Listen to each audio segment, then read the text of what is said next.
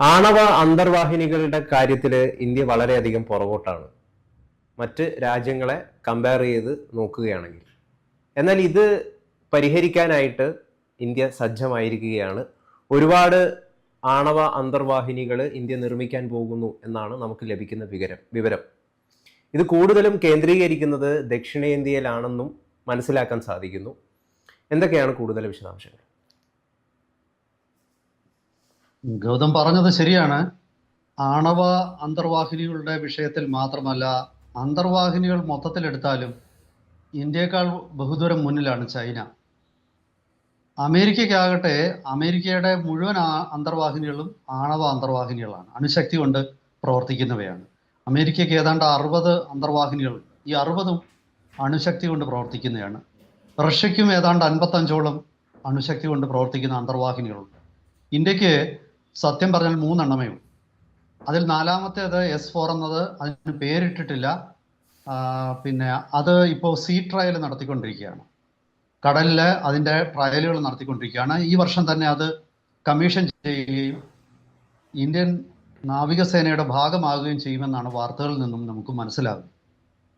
പക്ഷേ ഇന്ത്യ 2030കളുടെ തുടക്കത്തോടുകൂടി, അതായത് 2035 മുൻപായിട്ട് അണുശക്തി കൊണ്ട് പ്രവർത്തിക്കുന്ന അന്തർവാഹിനികളുടെ എണ്ണം ഏതാണ്ട് 14-15 വർദ്ധിപ്പിക്കാനുള്ള അതീവ തീവ്രമായ ശ്രമത്തിലാണ്.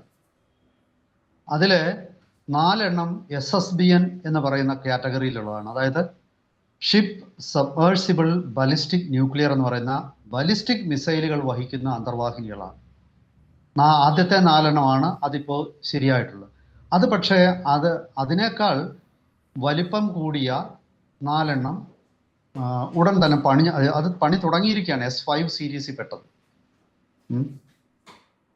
അത് കഴിഞ്ഞിട്ട് വീണ്ടും 4 കൂടെ നമ്മൾ 5 കൂടെ പണിയുന്നുണ്ട്. അത് SSN എന്ന് പറയുന്ന ഒരു ക്ലാസ്സിൽപ്പെട്ട, അതായത് ഷിപ്പ് സബ്മേഴ്സിബിൾ ന്യൂക്ലിയർ. അതിലെ ബലിസ്റ്റിക് മിസൈലുകൾ ആയിരിക്കത്തില്ല, അതിൽ ക്രൂയിസ് മിസൈലുകളും അതുപോലെ പരമ്പരാഗത രീതിയിലുള്ള ആയുധങ്ങളും, അതായത് പിന്നെ ടോർപിഡോകൾ, അതുപോലെ മറ്റ് കപ്പൽവേധ പിന്നെ ആയുധങ്ങൾ, ഇങ്ങനെയെല്ലാം വഹിക്കുന്ന 4 SSNകൾ, അങ്ങനെ 4 അല്ല 5 അത് തയ്യാറായിക്കൊണ്ടിരിക്കുന്നു. അപ്പോൾ ചുരുക്കി പറഞ്ഞാൽ 5 ഏതാണ്ട് 10ഓളം SSBN, അതായത് പിന്നെ ബലിസ്റ്റിക് മിസൈൽ വഹിക്കുന്ന 10ഓളം, അതുപോലെ 5 ക്രൂയിസ് മിസൈലും പരമ്പരാഗത ആയുധങ്ങളും വഹിക്കുന്ന അതുമായിരിക്കും. ഇവയൊക്കെ പണിഞ്ഞാൽ മാത്രം പോലെ ഇതിന് സുരക്ഷിതമായിട്ട് ഇത് സൂക്ഷിക്കാൻ ഒരിടം വേണം. അങ്ങനെ ഒരിടമാണ് ഇന്ത്യ ഇപ്പോൾ 2 സ്ഥലങ്ങൾ ഇന്ത്യ പണിഞ്ഞുകൊണ്ടിരിക്കുകയാണ്. ഈ താവളങ്ങൾ ശരിക്കും അന്തർവാഹിനികളെ പോലെ തന്നെ പ്രധാനമാണ്. അന്തർവാഹിനികളെ സുരക്ഷിതമായിട്ട് സൂക്ഷിക്കാനുള്ള താവളങ്ങൾ. ഇത് ഭൂമിക്കടിയിൽ തുരങ്കങ്ങൾ പോലുണ്ടാക്കി കടലിനോട് ചേർന്ന് അവ കടൽ തീരങ്ങളിൽ മലകൾ തുരന്ന് അവിടെ പിന്നെ തുരങ്കങ്ങൾ ഉണ്ടാക്കി അതിനുള്ളിലായിരിക്കും ഈ അന്തർവാഹിനികൾ കിടക്കുന്നത്.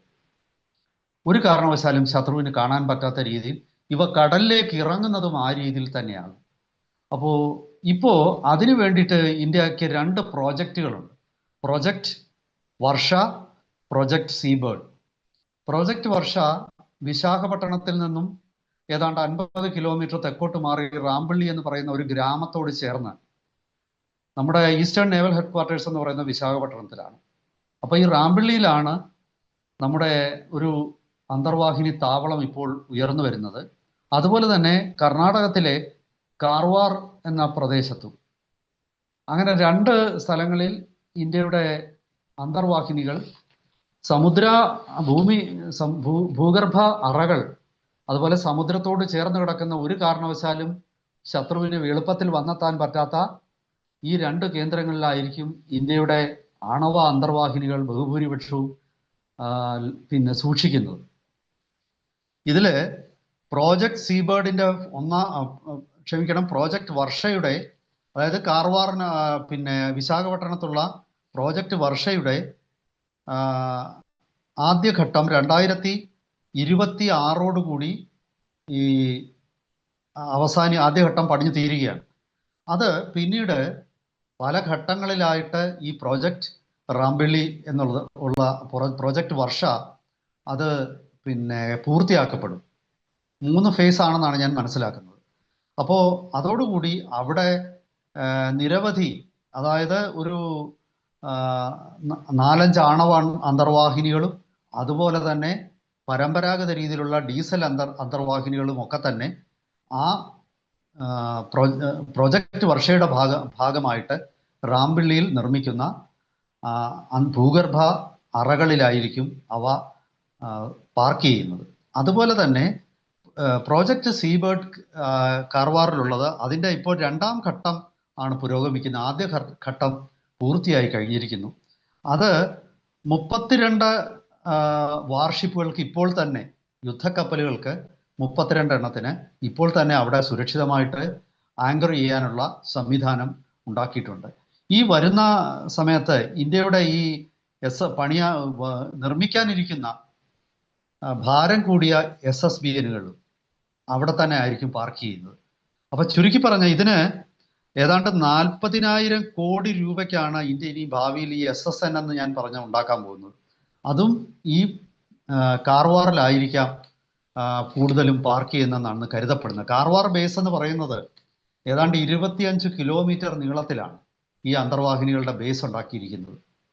അതുപോലെ തന്നെ അവിടെ 50 വാർഷിപ്പുകളും 40 ഓക്സിലറി, അതായത് ഈ യുദ്ധക്കപ്പലുകളെ സഹായിക്കാനുള്ള യാനങ്ങളും ഈ കാർവാറിൽ പാർക്ക് ചെയ്യാൻ പ്രോജക്റ്റ് സീബേർഡ് എന്ന് പറയുന്നത് അനുസരിച്ച് ഇപ്പോൾ നിർമ്മിച്ചുകൊണ്ടിരിക്കുന്ന ബൃഹത്തായ അന്തർവാഹിനി യുദ്ധക്കപ്പൽ ഡോക്ക് ചെയ്യാനുള്ള സ്ഥലങ്ങളിൽ അതിനുള്ള സൗകര്യം ഉണ്ടായിരിക്കും. അതായത് 25 കിലോമീറ്റർ നീളത്തിൽ എന്ന് പറയുമ്പോൾ തന്നെ നമുക്ക് ഊഹിക്കാം ഇതിനു വേണ്ട സുരക്ഷാ സംവിധാനങ്ങളും അതുപോലെ ലാൻഡ് ടു എയർ മിസൈലുകളും അതുപോലെ റോന്ത് ചുറ്റുന്ന നിരീക്ഷണ കപ്പലുകളും എല്ലാം അടങ്ങുന്ന ഒരു വലിയ സംവിധാനമാണ് തെക്കേ ഇന്ത്യയിൽ ഉയർന്നു വരുന്നത്. ഇതിനൊരു പ്രധാന കാരണം ഇന്ത്യയുടെ ഈ വളരെ ദൈർഘ്യമേറിയ നമ്മുടെ തീരപ്രദേശമാണ്. അതിൽ തന്നെ കാർവാറിലുള്ള നമ്മുടെ ഈ നേവൽ ബേസ് സ്വാഭാവികമായിട്ടും അറേബ്യൻ കടലിലൂടെ നമ്മൾക്കെതിരെ വരുന്ന ഭീഷണികളെ നേരിടാൻ പര്യാപ്തമാണ്.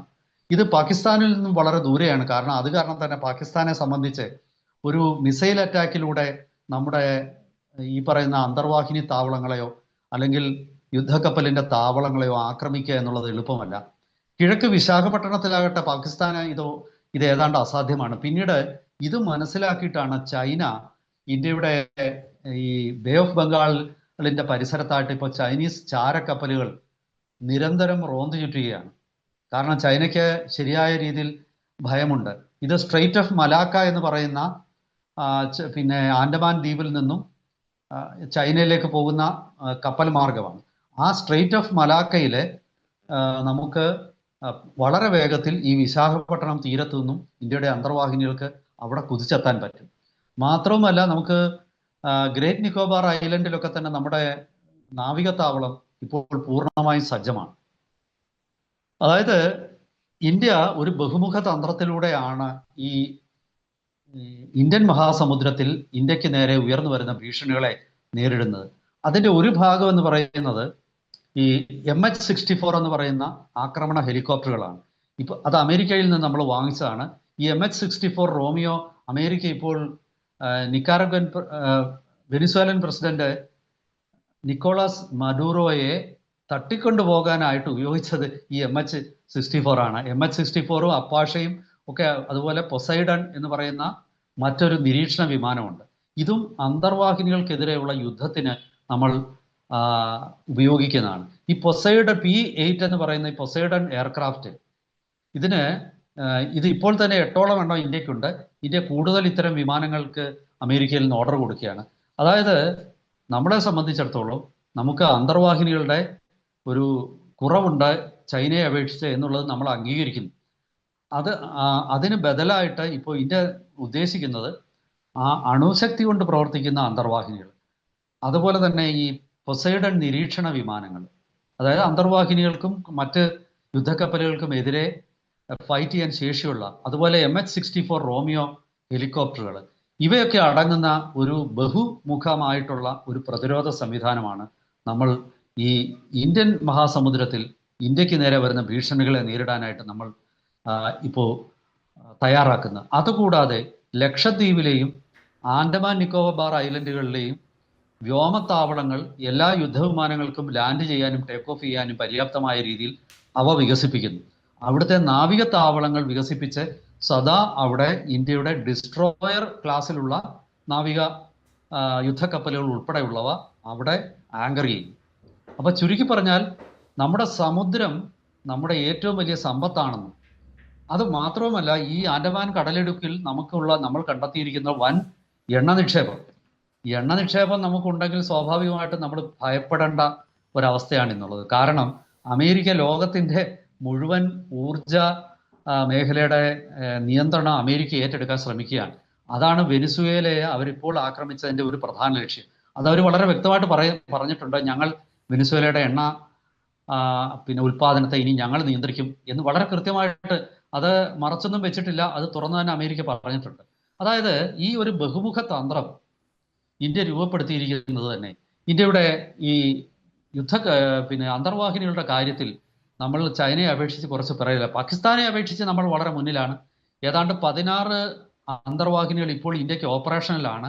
3-4 പണിപ്പുരയിലാണ്. ഏതാണ്ട് എങ്കിലും 20-ൽ താഴെയാണ് നമ്മളുടെ ഇപ്പോൾ അടുത്ത ഇടയിൽ പണിഞ്ഞിറങ്ങാൻ ശേഷിയുള്ളതും അല്ലെങ്കിൽ കമ്മീഷൻ ചെയ്യാൻ സാധ്യതയുള്ളതും. ഇപ്പോൾ ഓപ്പറേഷനിലായ അന്തർവാഹിനികളുടെ എണ്ണം നോക്കിയാൽ 20-ൽ താഴെയാണ്. അപ്പോൾ സ്വാഭാവികമായിട്ടും ആ ഒരു പരിമിതി മറികടക്കാനായിട്ട് നമ്മൾ അന്തർവാഹിനികളെ അതുപോലെ യുദ്ധക്കപ്പലുകൾക്കുമെതിരെ പോരാടാൻ ശേഷിയുള്ള ആക്രമണ ഹെലികോപ്റ്ററുകൾ, അതുപോലെ നിരീക്ഷണ ആക്രമണ വിമാനങ്ങൾ.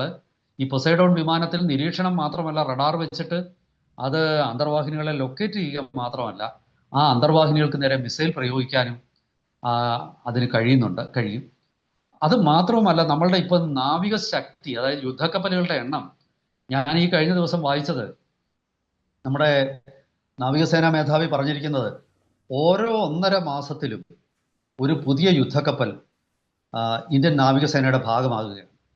അത്ര വേഗത്തിലാണ് നമ്മൾ യുദ്ധക്കപ്പലുകളുടെ എണ്ണം കൂട്ടിക്കൊണ്ടിരിക്കുന്നത്. യുദ്ധക്കപ്പൽ എന്ന് പറയുന്നത് നിസ്സാര കാര്യമല്ല. ഇപ്പോൾ ഒരു ഡിസ്ട്രോയർ എന്നത് ഏതാണ്ട് ഒരു 200 മീറ്ററൊക്കെ നീളം വരും. അതൊരു ചെറിയ വിമാനവാഹിനി കപ്പൽ പോലെ തന്നെ. അതുപോലെ തന്നെ നമുക്ക് വിമാനവാഹിനി കപ്പലുകളുണ്ട്.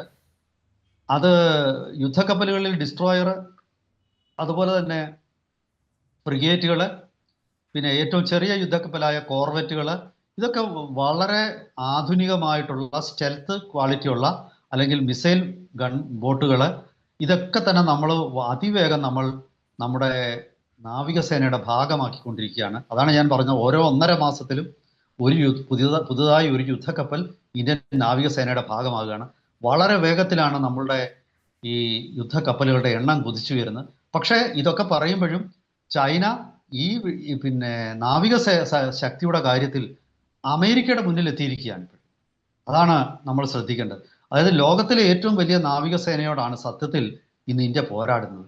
ചൈനയ്ക്ക് ഒരു 350-ലധികം യുദ്ധക്കപ്പലുകളും മറ്റ് അന്തർവാഹിനികളും ഉൾപ്പെടുന്ന ഒരു ഫ്ലീറ്റാണ് ചൈനയുടേത്.